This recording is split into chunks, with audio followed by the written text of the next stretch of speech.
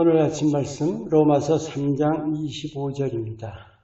이 예수를 하나님이 그의 피로써 믿음으로 말미암는 화목제물로 세우셨으니 이는 하나님께서 길이 참으시는 중에 전에 지은 죄를 간과하심으로 자기의 의로우심을 나타내려 하심이니, 믿음에서 무엇보다 하나님을 바로 아는 일이 중요합니다. 우린 하나님의 사랑, 은혜, 능력을 압니다. 그런데 하나님의 의에 대해서는 바로 아시는지요? 중요한 사실, 우리가 하나님의 사랑, 은혜, 능력을 말할 때 그게 사람 세계의 차원과 다른 것이라는 거 아시죠? 마찬가지예요. 하나님의 의라는 것도 사람 차원의 의와 전혀 다르다는 거예요. 우리가 이 하나님의 의를 바로 아는 것이 우리 믿음의 삶의 질을 결정하는 중요한 클로입니다. 오늘 이 말씀, 예수 그리스도의 십자가는 우리 죄를 간과하심으로 하나님의 의를 나타내신 것이다. 우리 죄를 눈감아 주신 거고 또 못 본 채 하신다는 것. 이상하죠? 하지만 그것이 하나님의 의입니다. 하나님의 의는 정죄가 아니라 덮어주시는 거예요. 오늘 이 점에 대해서 나눕니다. 하나님은 사랑이시죠. 사랑하신다 정도가 아닙니다. 그래서 모든 일을 사랑으로 행하십니다. 좀 더 강조해서 사랑만으로 행하시는 거예요. 그래서 정죄가 아닌 용서, 심판이 아닌 구원인 겁니다. 중요한 점은 하나님의 의로우심도 바로 그 사실에서 나온다는 점입니다. 우리 생각에는 선악이라는 기준이 무엇보다 중요합니다. 우리 자신의 됨됨 또 삶에서 가장 우선되는 원칙 아닌가요? 하지만 하나님의 의는 선악 기준이 아니에요. 사람의 기준과 전혀 다릅니다. 이 사실이 하나님을 바로 아는데 극히 중요합니다. 또 우리가 믿음의 삶을 바로 사는 일에서도 몹시 중요합니다. 여러분, 하나님이 인간 세계에 대한 궁극적인 뜻이 무엇이라고 생각하세요? 하나님이 만물을 지으셨다는 그 사실을 보여주시는 거예요? 물론 중요하죠. 하지만 그보다 더 근본적인 것이 있어요. 하나님 되심을 사람들이 알아보기 원하시는 거예요.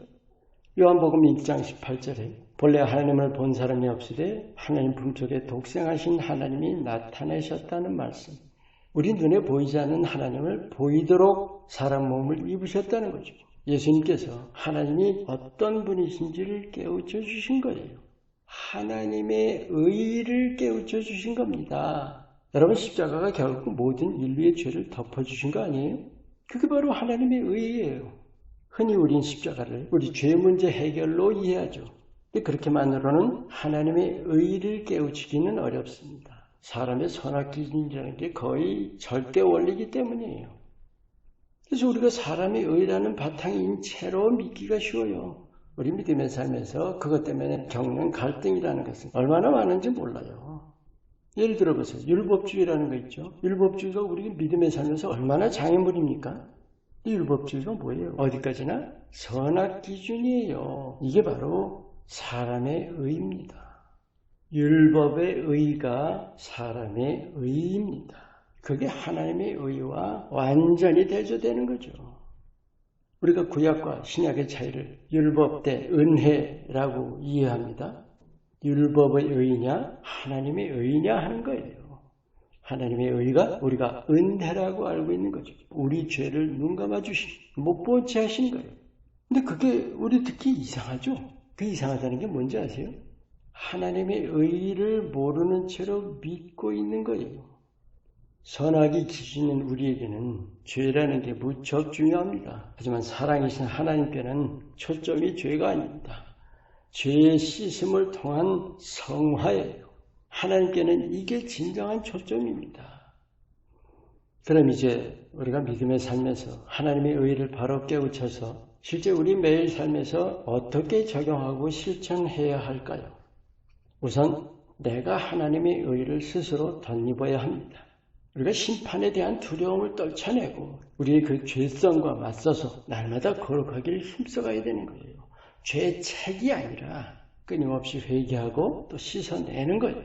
스가랴서 13장 1절 말씀처럼 죄와 더러움을 씻는 셈, 그 셈을 열어주신 것 자체가 하나님의 의입니다.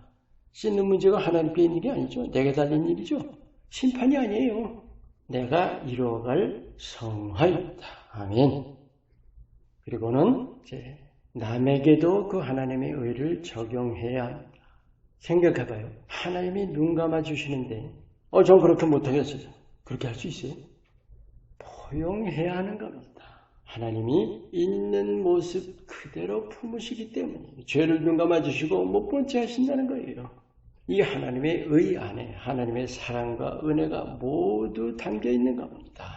여러분, 우리 선행이라고 그럴 때 어려운 사람 돕는 일만 생각하게 되지 않습니까? 사람의 연약함, 허물, 또 악함까지도 품는 것이 선행입니다. 그럴 때 미움이 그치고 싸움이 그치는 거예요. 이 세상의 정의를 따라가는 것은 어둠이라는 사실 꼭 마음에 새기시기 바랍니다. 하나님의 의가 빛입니다. 우리가 삶에서 또 관계에서 모든 일에서 하나님의 의를 드러내기 힘쓸 때 주님의 빛이 드러나는 것입니다. 이것이 세상을 비추는 거예요.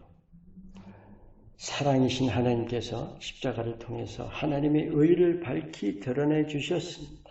이젠 더 이상 사람의 의를 따라 살아갈 게 아닙니다. 모든 사람을 있는 대로 품어주시는 하나님의 의를 따라서 판단, 비난, 정죄, 십자가 앞에 다 던져버리고 예수님이 품으신 대로 자신과 더불어 모든 사람을 있는 모습 그대로 품으시기를 축원합니다. 기도합니다. 죄와 흠을 덮어주시는 하나님의 의를 내 삶과 관계 속에서 드러내기를 힘쓰며 진정한 세상의 빛이 되게 하옵소서. 예수 이름으로 기도합니다. 아멘.